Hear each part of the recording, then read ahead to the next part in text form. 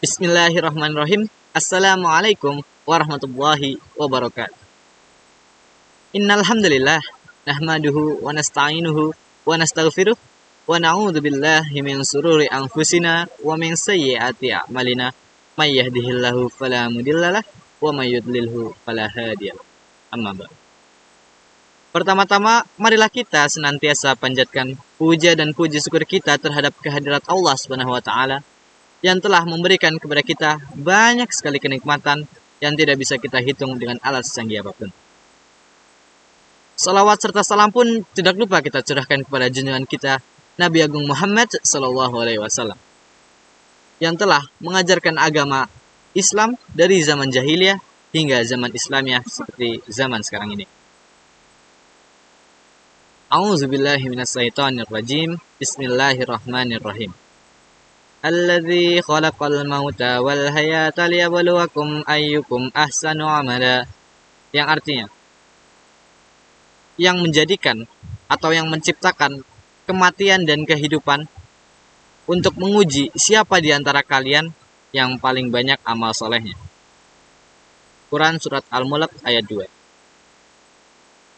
Di Quran Surat Al-Mulk ayat 2 ini memberitahukan kepada kita bahwa sebenarnya kita hidup di dunia ini itu sedang diuji. Diuji siapa yang paling banyak berbuat amal solehnya. Tetapi ada orang yang mengeluh kepada Ibrahim bin Adam. Wahai Aba Ishak, aku sebenarnya gemar berbuat maksiat. Maka berilah aku nasihat.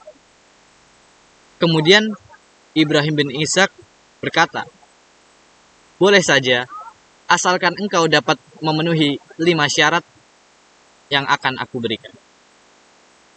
Kemudian pemuda itu berkata, katakanlah kepadaku, dengan nada yang tergesa-gesa, seolah dia benar-benar ingin berbuat maksiat.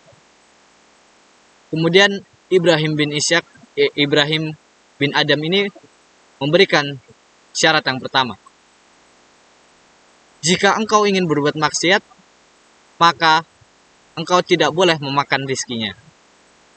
Pemuda itu terkaget. Bagaimana mungkin? Bukankah semua yang ada di dunia ini ialah merupakan rizkinya, merupakan karunia-Nya? Lantas apa yang bisa aku makan? Maka Ibrahim bin Adam ini berkata, bukankah kau sudah tahu bahwa semua yang di dunia ini merupakan rizkinya? Apakah kau merasa pantas untuk berbuat maksiat? Kemudian pemuda ini tersadar dan dia menanyakan syarat yang kedua. Lantas berikan kepadaku syarat yang kedua. Kemudian Ibrahim bin Adam berkata, jika engkau masih ingin berbuat maksiat, maka janganlah engkau tinggal di bumi Allah. Pemuda ini semakin terkejut. Dia berkata, apakah kau benar-benar lupa bahwa kita ini sebenarnya tinggal di dunia yang telah dibuat oleh Allah Subhanahu wa taala. Jadi jika kita tidak tinggal di dunianya, maka kita tinggal di mana? Nah, Ibrahim bin Adam ini menjawab lagi. Bukankah kau sudah tahu? Bukankah kau benar-benar telah tahu bahwasanya apa yang ada di dunia ini semuanya milik Allah, bahkan dunianya pun milik Allah. Sedangkan engkau masih berani-beraninya berpikir untuk berbuat maksiat. Apakah kau tidak malu? Kemudian pemuda ini bertanya, lantas apa syarat yang ketiga? Syarat yang ketiga, jika engkau masih ingin benar-benar berbuat maksiat, maka engkau harus mencari tempat di mana tempat itu tidak diketahui olehnya. Pemuda ini semakin terkejut. Bukankah tidak ada seorang pun yang bisa terlepas dari pandangannya, bahkan seekor semut pun? Ya, tentu saja tidak ada, jawab Ibrahim bin Adam. Oleh karena itu, kenapa engkau masih berpikir untuk berbuat maksiat?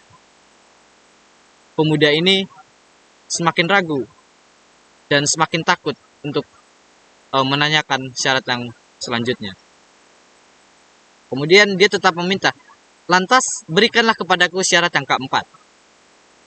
Ibrahim bin Adham menjawab, jika malaikat Israel nanti datang kepadamu dan ingin mengambil rohmu, maka engkau katakan, undurlah kematianku, aku masih ingin berbuat amal soleh. Kemudian pemuda ini semakin dan lebih terkejut. Bukankah dia tidak akan mendengarkanku? Ya, jawab Ibrahim bin Adham. Kemudian dia meminta lagi syarat yang kelima. Berikan kepadaku syarat yang kelima.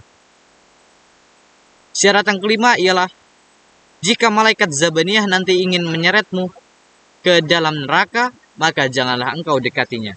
Maka janganlah engkau mau ikut dengannya. Percuma saja, dia akan menarikku dalam keadaan aku suka maupun tidak suka. Nah, apakah kau masih ingin berbuat maksiat? Kemudian pemuda ini menangis dan dia berkata, cukup, aku akan bertobat kepada Allah Subhanahu wa taala, sambil terisak.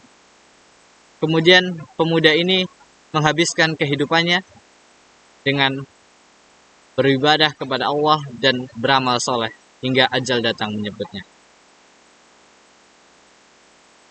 Hadirin yang dirahmati oleh Allah Subhanahu wa taala. Semoga sedikit materi dari saya ini dapat memberikan manfaat bagi kalian semua dan berguna di hari kiamat kelak. Amin. Amin ya rabbal. Sekian dari saya, kurang lebihnya mohon maaf. Billahi taufiq wal hidayah. Wassalamualaikum warahmatullahi wabarakatuh.